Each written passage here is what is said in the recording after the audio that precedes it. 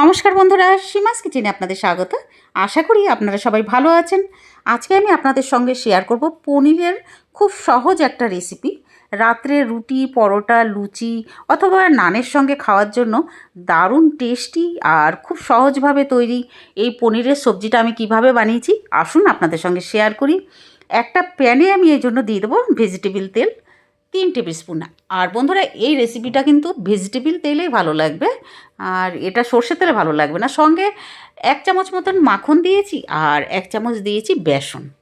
একদম লো ফ্লেমে বেসনটাকে ভাজতে হবে এই মাখনের সঙ্গে, তেলের সঙ্গে বারে বারে নাড়তে হবে, নইলে বেসন কিন্তু লেগে যায় নিচে।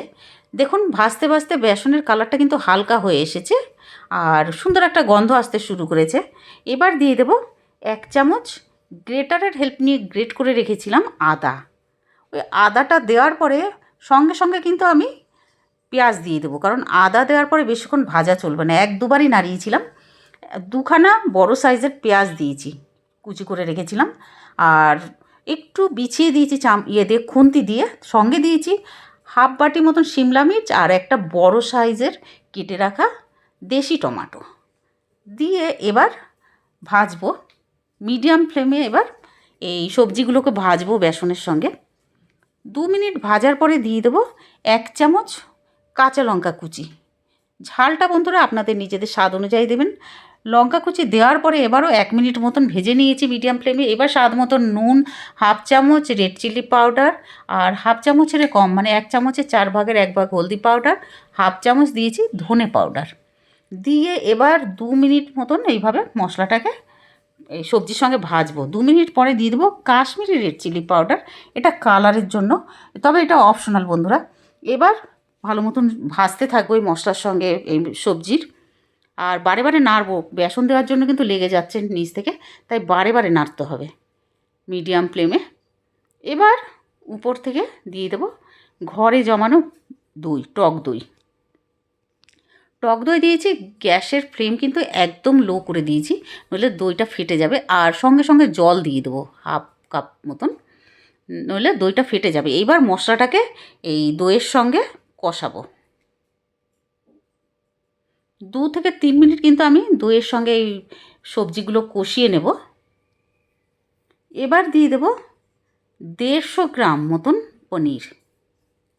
পনিরটাকে আমি হাত দিয়ে ক্রাশ করে দেবো। এটা আপনারা চাইলে গ্রেটারের হেল্প নিয়ে গ্রেট করেও দিতে পারেন অথবা কুচি কুচি করেও দিতে পারেন। আমি হাত দিয়ে গ্রেট করে ম্যাশ করে নিয়েছি। এবার দেওয়ার পরে 3 থেকে 4 মিনিট আমি কিন্তু মিডিয়াম ফ্লেমে ভাজবো। তারপরে কসুরি মেথি দিয়ে দেবো, ড্রাই রোস্ট করে রাখা, আর 1 চামচ দিয়েছি বাজারের মার্কেটের গরম মশলা দিয়ে এবার সবজিটাকে চালাবো। 2 থেকে 3 মিনিট কিন্তু আমি চালাবো এবার সবজিটাকে। যত সবজিটাকে এভাবে গ্যাসের উপরে রেখে মানে বানানো হবে, নাড়াচাড়া করা হবে, ততই টেস্টি হবে কিন্তু বন্ধুরা। 3 থেকে 4 মিনিট আমি এভাবে নাড়ানোর পরে 4 মিনিট পরে উপর থেকে দিয়ে দেবো ফ্রেশ ধনেপাতা, 1 মুঠ ভর্তি একদম।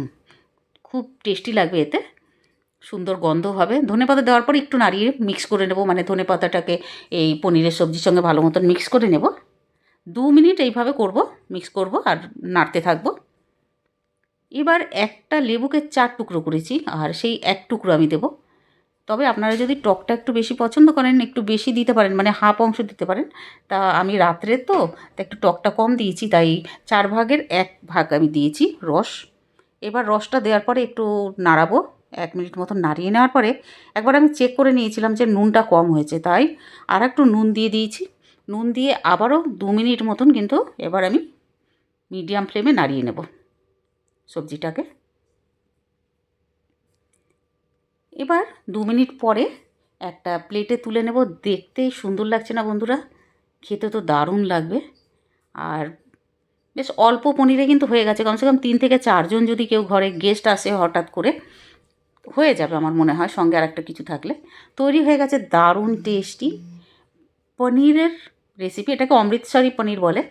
পুরো ভিডিও দেখার জন্য ধন্যবাদ। ভিডিওটা যদি ভালো লাগে তাহলে প্লিজ লাইক করে দেবেন, আর যদি নতুন বন্ধু হয়ে থাকেন আমাদের চ্যানেলে তাহলে সাবস্ক্রাইব করে দেবেন, আর কমেন্ট করে জানাবেন যে খেতে কেমন লাগলো। আমি কিন্তু এই সবজিটাকে ঘিয়ের পরোটা দিয়ে খাবো। পুরো ভিডিও দেখার জন্য ধন্যবাদ।